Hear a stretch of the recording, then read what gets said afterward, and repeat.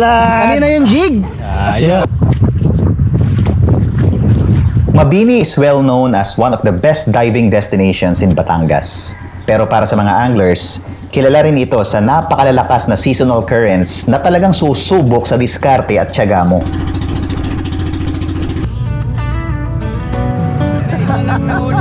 Our adventure started in Pasig, traveling all the way to Mabini, Batangas. Since we left at night, it took us around 3 hours to reach our destination. Pagdating namin, sobrang antok na kami kaya nag-stop over muna kami sa isang local fast food chain para magpahinga at kumain bago sumabak sa dagat. Medyo madilim-dilim pa nung dumating kami sa spot kung saan susunduin kami ng bangka.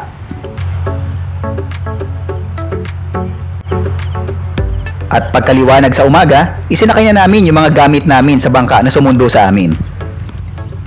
Sakto naman pagdating namin, peak ng malakas na agos. Alam naming magiging mahirap panatilihing vertical ang jig, pero napagdesisyonan pa rin naming ituloy ang fishing trip dahil mahaba-haba rin ang aming ibiniyahe.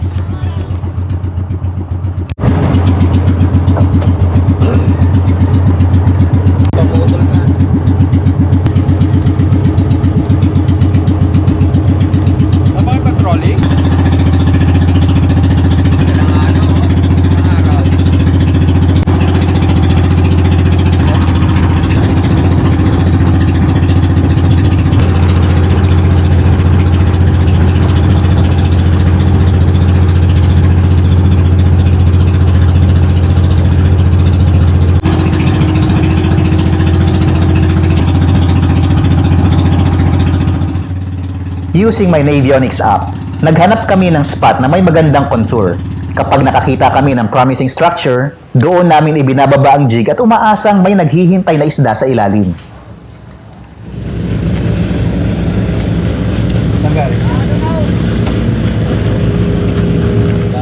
Ang lalim ng potential spot na nakita namin ay mga nasa 150 to 170 meters ang lalim. Kaya naman kailangan mong gumamit ng mabigat na jig dito. Isama mo pa ang malakas na agos ng tubig dagat sa ilalim.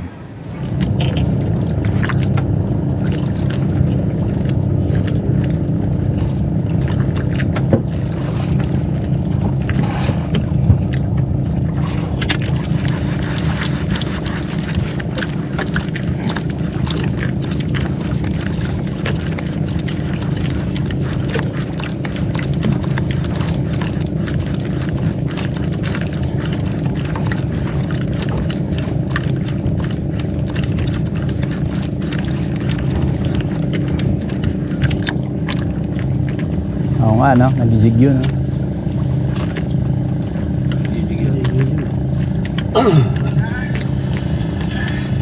Dahil sa sobrang lakas ng current, kinailangan namin gumamit ng mas mabibigat na jigs mula 380 grams hanggang 650 grams.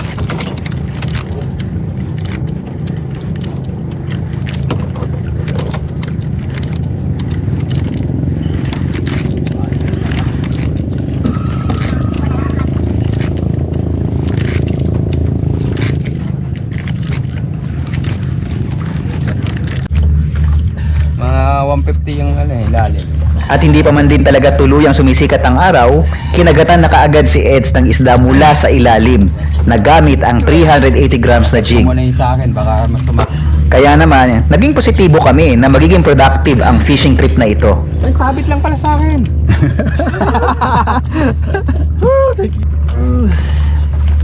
At Bobby's, fish on. Woo!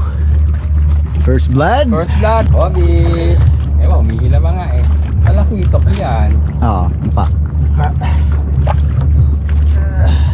Diamond, Trevally. First blood, ang aga pala. Headbender, ah. Ay, headbender alam. Rodbender, ah. Ayun o. Ayun o. Dito kami sa Tingloy. Uy! Second time. Uy, lumalaban, ah. Uy, lumalaban. Ay, gancho. Uy, makakawala pa. Pagod na ako. Wala tayong gancho? Nalimutan ko din ang kasabit nga boss Melo. Tayo. Hawak ko lang. Tatalo na lang ako. Kasi ano yan, bibiglas yan eh. Malaki to. Malaki yan. Hindi kaya espada. Hindi, espada. Kasunod. Pakasagis ito. Na, wala kaming gancho. Nakalimutan pa. Eh. Puro halimaw dito. Oh. Sagisi. Uy! Oo nga, oh. Wala. Ibig sabihin, grupo yan dito. Woo! Ayun oh. Woo! First blood. Ruby snapper. Ayos. Ako din nasabit eh. Hindi na lang. Sige, tanggalin mo na. Ibig sabihin, grupo yan dito. Baba tayo. Muntik pa makawala nga. Oo, ako din na. Oh, kanina yung ano? First blood. Kanina yung jig. Ayos. Kay Don Kaasi. Huwag nang bibitaw, baka makapaltok din eh. Ayan. Dami niya sa ilalim. Pag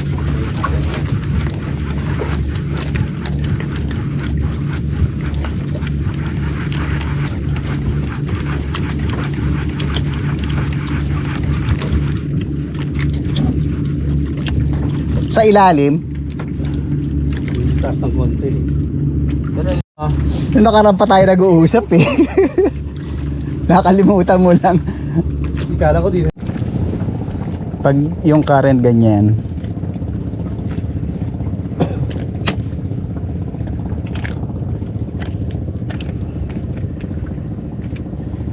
parang ano,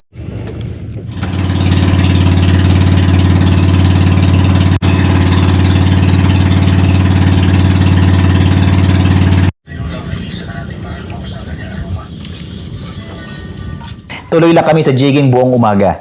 Jig after jig, drift after drift, hoping for a solid bite.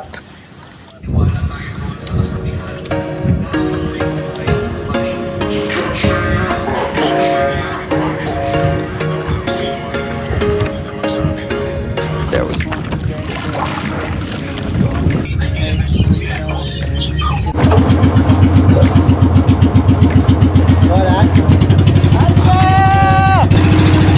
medyo malakas yung current ngayon. Pero humihina-hina na ng konti. Sabi na sa'yo, kumain ka muna eh.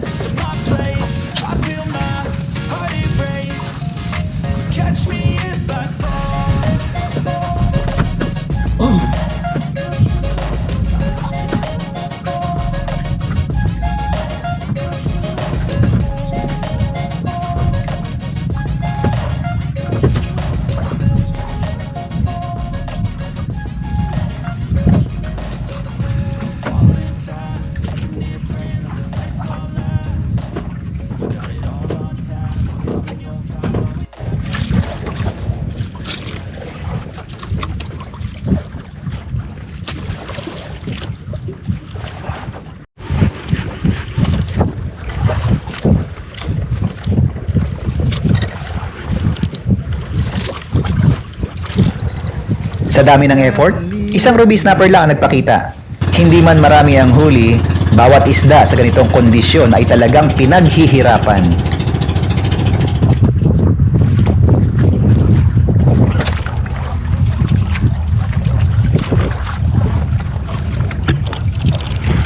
Pag mga ganitong oras, siguro parang madalang na ang kagat, no? Mga hapon na uli. O hindi naman. Hindi mo rin masabi. Sa bagay. Buti ka mo ano yung hangin ngayon kahit mainit.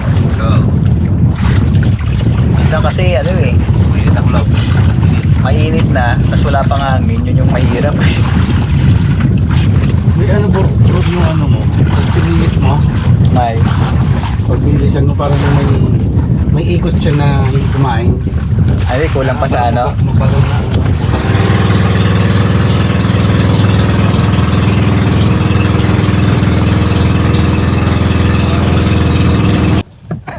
Wala kang huli eh.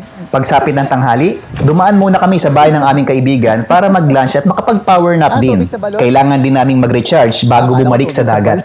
Sa bukal. Naiinom? O yun yung gusto namin matikman. Tubig sa balon. Ay, magandang araw po.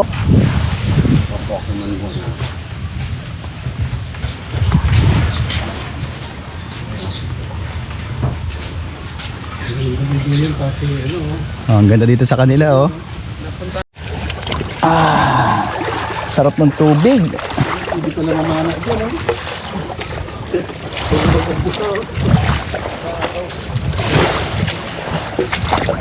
Malamig.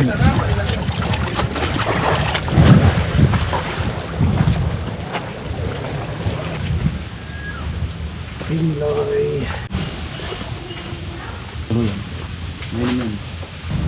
1:30 na ng tanghali. Babalik na kami ng bangka. Okay, so re-rest back na ulit tayo. Kita na natin ngayon kung magkakaroon ng turnaround. Round 2. Ganda ng setup ng lugar, no? Malamig, maraming puno. Bandang 1:30 ng hapon, bumalik kami para subukan ulit kung ano ang aming madadatnan. Pero mas lalo pang lumakas ang current. Kahit ang 650 gram na jig, halos hindi na kayang lumaban sa agos. Hindi na namin maipresenta ng maayos ang jig sa target depth. Kaya napagdesisyon na namin itigil na ang pangingisda. Pati steady lang ang bangka. Maganda yung kalma. Hindi katulad dito. Kaso, di ba sabi mo wala lang ang shampoo? Wala, isa lang kami ngayon. Isa lang kami na sa gisi. Malakas yung current, walang parachute. Lakas yung hangin. Kaya bilis ng halis natin. Gancho, automatic. Kaso wala pang gancho.